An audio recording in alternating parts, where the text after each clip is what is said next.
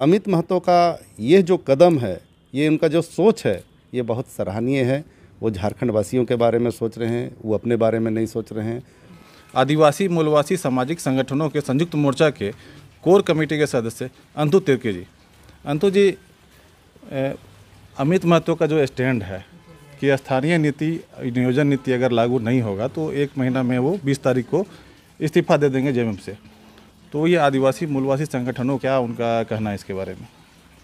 सबसे पहले आप सभी लोगों को जोहार, पूरे झारखंड वासियों को हमारी ओर से बहुत बहुत जोहार और नए वर्ष की बहुत बहुत शुभकामनाएं। बात है जैसे अमित महतो ने अपनी पार्टी के सुप्रीमो को जो अल्टीमेटम दिया है कि 1 महीना के अंदर में अगर वो स्थानीय नीति और नियोजन नीति लागू नहीं करते हैं, स्थानीय नीति परिभाषित नहीं करते हैं, तो वैसे स्थिति में वो इस्तीफ़ा लिखेंगे, ये बात उन्होंने कहा है। और देखिए, इस स्थानीय नीति और नियोजन नीति को लेके पिछले 4-5 महीनों से हम लोग भी आदिवासी मूलवासी सामाजिक संगठनों के जितने भी जो संगठन हैं, लगभग 50 से 55 संगठन हम लोग एक साथ मिलकर चल रहे हैं। और हम सभी लोग बैठकों के माध्यम से, अखबारों के माध्यम से, हम लोगों ने राजभवन में धरना भी दिया पिछले 20 दिसंबर को कि स्थानीय नीति लागू करो। इसकी मांग को लेकर हम लोगों ने धरना भी दिया है। तो ये मांग तो हम लोगों का बहुत पुराना है, बहुत दिन से हम लोग मांग कर रहे हैं कि स्थानीय नीति लागू होनी चाहिए और नियोजन नीति लागू होनी चाहिए, तब कहीं जाकर यहाँ के लोगों को रोज़गार मिल पाएगा। और नहीं तो जैसे मान लें माननीय मुख्यमंत्री जी और जो सरकार अभी झारखंड में है, इनका कहना है कि हम 75% स्थानीय लोगों को रोज़गार देंगे, नौकरी देंगे, ये उनका कहना है। बहुत ही बढ़िया बात है, ये उनका सोच बहुत अच्छा है। लेकिन हमारा कहना है कि स्थानीय कौन, पहले फैसला होना चाहिए ना कि स्थानीय कौन होगा। स्थानीय नीति आपने बनाया नहीं है, स्थानीय नीति परिभाषित किया नहीं है, तो स्थानीयों को आप नौकरी देने की जो बात कह रहे हैं, तो पहले ये तो फैसला करें ना, पहले ये बताएं पहले कि स्थानीय है कौन, उसके बाद में आप नौकरी देने की बात करेंगे। और आज जो हम लोग देख रहे हैं कि बहाली, कहीं ना कहीं बहाली हो ही रहा है, चाहे अनुबंध के तौर पर हो, कॉन्ट्रैक्ट बेसिस पर हो, बहाली हो रहा है, जिसको हम लोगों ने कहा है रोकने के लिए कि उसको पहले रोकें और पहले आप स्थानीय नीति बनाएं, उसके बाद बहाली आगे आप जारी करें। लेकिन हम लोग देख रहे हैं कि कहीं ना कहीं बहाली हो ही रहा है, हर विभाग में कहीं ना कहीं पिछले दरवाजे से या कॉन्ट्रैक्ट बेसिस पर बहाली हो रही है। इसको रोकना चाहिए, पहले स्थानीय नीति लागू करना चाहिए। नहीं, अभी जो अमित महतो ने जो कहा है, तो अमित महतो की बातों को अभी 2 साल हो गया झारखंड सरकार के गठन का, हेमंत सोरेन सरकार का, और इसको सरकार पर सबसे बड़ा हमला माना जा रहा है।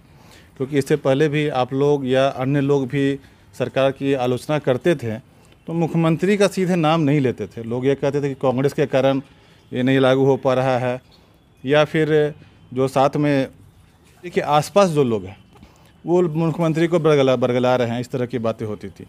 लेकिन इस बार जो अमित महतो ने सीधे मुख्यमंत्री पर दोष दिया है कि अगर 2 साल में लागू नहीं हो पाया है तो उसके पीछे अगल बगल वाला लोग जिम्मेवार नहीं है, कांग्रेस जिम्मेवार नहीं है, सीधे मुख्यमंत्री दोषी हैं। तो 1 महीना के अंदर उनको स्थानीय नीति परिभाषित करना चाहिए। तो क्या कहते हैं इसके बारे में? देखिए, अमित महतो एक सुलझे हुए नेता हैं, पूर्व विधायक रह चुके हैं और झारखंड मुक्ति मोर्चा के राजनीति से वो जुड़े हुए हैं। हम लोग साथ में राजनीति भी किए हैं। और अमित महतो का ये जो कदम है, ये उनका जो सोच है, ये बहुत सराहनीय है। वो झारखंड वासियों के बारे में सोच रहे हैं, वो अपने बारे में नहीं सोच रहे हैं। वो झारखंड वासियों के बारे में सोच रहे हैं कि झारखंडियों का भला कैसे हो, इसके बारे में सोच रहे हैं। और उनका ये जो कदम है, जो उन्होंने 1 महीना का समय दिया है कि इस पर स्थानीय नीति लागू करना चाहिए, आप नहीं करेंगे तो हम इस्तीफा देंगे, ये इनका स्टेप है, झारखंडियों के हित में है ये कदम। इसलिए हम उनका सराहना करते हैं और स्वागत भी करते हैं कि आपने ये कदम उठाया है। हम लोग तो पहले से ये बात को उठा ही रहे हैं, उसी कड़ी में अमित महतो भी अभी कदम बढ़ा रहे हैं। और हमको लगता है कि जिस तरह से मुख्यमंत्री जी के पास उन्होंने जैसे कहा आप लोगों के चैनल के माध्यमों से हमने भी देखा है कि अमित महतो ने कहा कि 1-2 बार नहीं, मैंने 1-2 बार, 4 बार, 5 बार नहीं, मैंने कितने बार हमने कहा है माननीय हेमंत सोरेन जी से कि स्थानीय नीति को लागू कराने के लिए। ये बात अमित महतो जी का कथन है कि बहुत बार मैंने कहा है, 2 साल से लगातार कहते कहते कि, लेकिन उन्होंने कहा कि हाँ करेंगे करेंगे, लेकिन आज तक नहीं कर रहे हैं। तो हमको लगता है कि अमित महतो जी बहुत उस पर क्षुब्ध हो गए हैं और ये कदम उनको मजबूरन उठाना पड़ रहा है। और इस तरह का दबी जुबान हमको लगता है कि पार्टी के झारखंड मुक्ति मोर्चा के बहुत सारे लोग ये बात को कहते हैं कि हेमंत सोरेन जी को लागू करना चाहिए, ना कांग्रेस के दबाव पर राज चलाना चाहिए, ना राजद के दबाव पर राज चलाना चाहिए।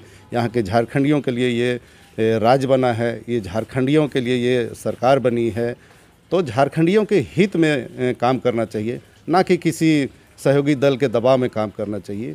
ऐसे में झारखंड बनने का कोई मतलब नहीं रह जाता है। नहीं, अभी तक जो हम लोगों के पास जानकारी है कि 2 दिन हो गया है, उन्होंने सोशल मीडिया पर अपनी नाराज़गी जाहिर कर दी और मीडिया के माध्यम से भी नाराज़गी उनकी सबके सामने आ चुकी है। लेकिन एक अमित महतो जैसे नेता, जिन्होंने सुदेश महतो, जिसको माना जाता था कि सिल्ली में उनको कोई हरा नहीं सकता, उस नेता को उसने पराजित किया, इतने वो जुझारू नेता रहे हैं। लेकिन 2 दिन में हम लोगों के पास जो जानकारी है कि कोई भी बड़ा नेता या झामुमो की तरफ से उनको मनाने की या उनको कन्विंस करने की, उनको मनाने की इसी तरह की कोई कोशिश नहीं की गई है। तो क्या इसका अगर नहीं मनाने का कोई दुष्परिणाम दिख सकता है सरकार पे?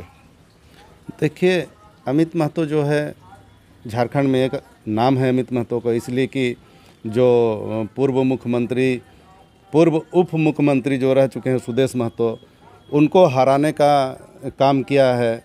तो अमित महतो भी एक झारखंड में जाने माने चेहरा हैं। और वैसे आदमी अगर पार्टी छोड़ के जाना चाहते हैं तो ये पार्टी के लिए नुकसानदेह होगा। और उनको मनाने के लिए प्रयास किया जा रहा है या नहीं किया जा रहा है ये तो हमें नहीं मालूम है, लेकिन अमित महतो का पार्टी छोड़ने से झारखंड मुक्ति मोर्चा को नुकसान होगा। बात करने के लिए बहुत बहुत धन्यवाद। Thank you.